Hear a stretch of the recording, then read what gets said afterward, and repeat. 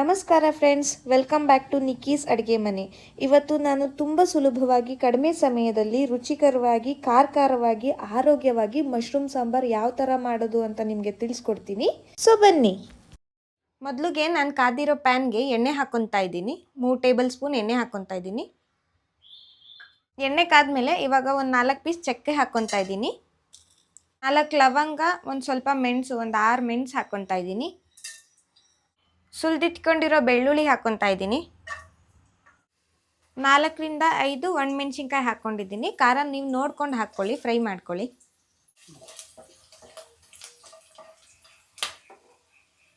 ಒಂದು ಸ್ಪೂನಷ್ಟು ಗಸಗಸೆ ಹಾಕ್ಕೊತಾ ಇದ್ದೀನಿ.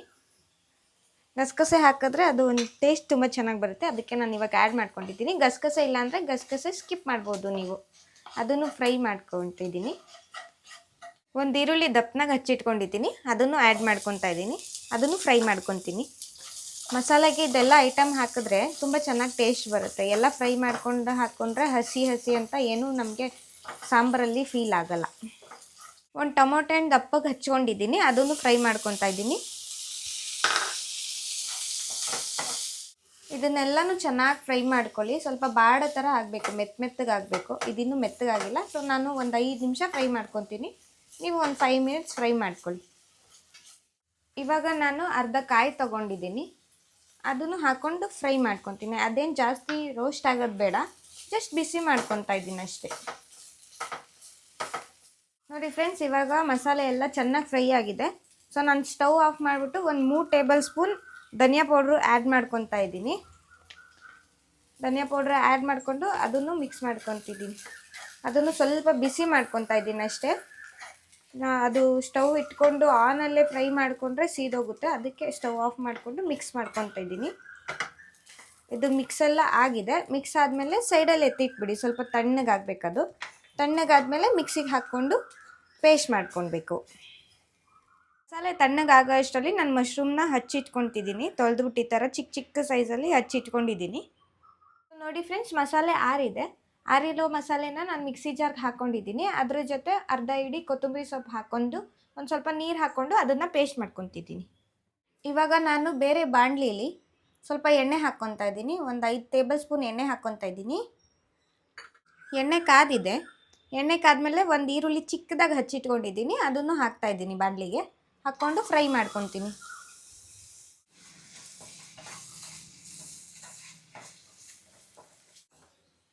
ಇವಾಗ ಈರುಳ್ಳಿ ನೋಡಿ ಸ್ವಲ್ಪ ಫ್ರೈ ಆಗಿದೆ. ಅದರ ಜೊತೆ ನಾನು ಸ್ವಲ್ಪ ಪುದೀನ ಆ್ಯಡ್ ಮಾಡ್ಕೊತಾ ಇದ್ದೀನಿ.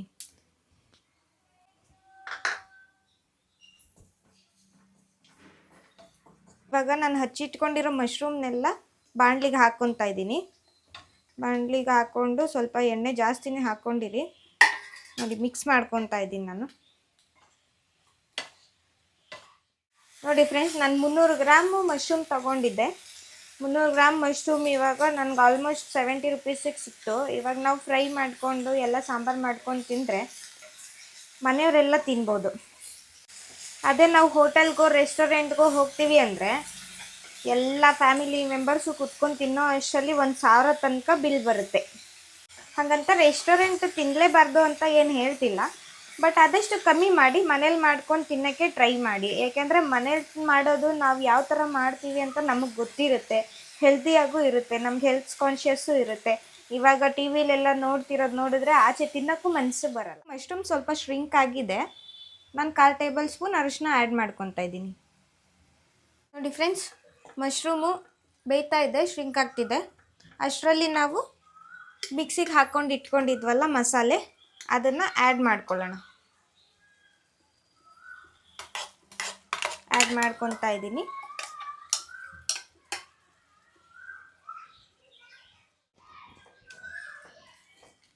ಅದನ್ನು ಚೆನ್ನಾಗಿ ಮಿಕ್ಸ್ ಆಗೋ ಥರ ಫ್ರೈ ಮಾಡ್ಕೊಳ್ಳೋಣ. ಇವಾಗ ಉಪ್ಪು ಆ್ಯಡ್ ಮಾಡ್ಕೊತಾ ಇದ್ದೀನಿ. ಉಪ್ಪು ನೋಡ್ಕೊಂಡು ಆ್ಯಡ್ ಮಾಡ್ಕೊಳ್ಳಿ. ರುಚಿಗೆ ತಕ್ಕಷ್ಟು ನಿಮ್ಗೆ ಎಷ್ಟು ಬೇಕೋ ಅಷ್ಟು ಉಪ್ಪು ಆ್ಯಡ್ ಮಾಡ್ಕೊಳ್ಳಿ. ಕಾಶ್ಮೀರಿ ಚಿಲ್ಲಿ ಪೌಡರ್ ಆ್ಯಡ್ ಮಾಡ್ಕೊತಾ ಇದ್ದೀನಿ. ಅದು ಚೆನ್ನಾಗಿ ಕಲರ್ ಬರುತ್ತೆ. ಇಲ್ಲ ನೀವು ಟೇಸ್ಟ್ಗೂ ಆ್ಯಡ್ ಮಾಡ್ಕೊಳ್ಬೋದು. ಸ್ವಲ್ಪ ಖಾರ ಕಮ್ಮಿ ಆಯಿತು ಅನಿಸಿದ್ರೆ ಆ್ಯಡ್ ಮಾಡ್ಕೊಳ್ಬೋದು. ಅದನ್ನು ಆ್ಯಡ್ ಮಾಡ್ಕೊಂಡು ಮಿಕ್ಸ್ ಮಾಡ್ಕೊಳ್ಳಿ. ಅದೇ ಜಾರ್ಗೆ ಸ್ವಲ್ಪ ನೀರು ಹಾಕ್ಕೊಂಡು ಮಿಕ್ಕಿರೋ ಮಸಾಲೆನೂ ಅದರೊಳಗೆ ಹಾಕ್ಕೊತಾ ಇದ್ದೀನಿ. ನೀರು ಹಾಕ್ಕೊತಾ ಇದ್ದೀನಿ. ನೀವು ಇನ್ನೊಂದು ಸ್ವಲ್ಪ ನೀರು ಆ್ಯಡ್ ಮಾಡ್ಕೊಳ್ಳಿ. ಸ್ವಲ್ಪ ಉರಿ ಎತ್ತಿಟ್ಕೊಂಡು ಫುಲ್ ಫ್ಲೇಮಲ್ಲಿ ನೀರು ಆ್ಯಡ್ ಮಾಡ್ಕೊಳ್ಳಿ. ನೋಡಿ ನಾನು 250 ml ನೀರು ಆ್ಯಡ್ ಮಾಡ್ಕೊಂಡಿದ್ದೀನಿ.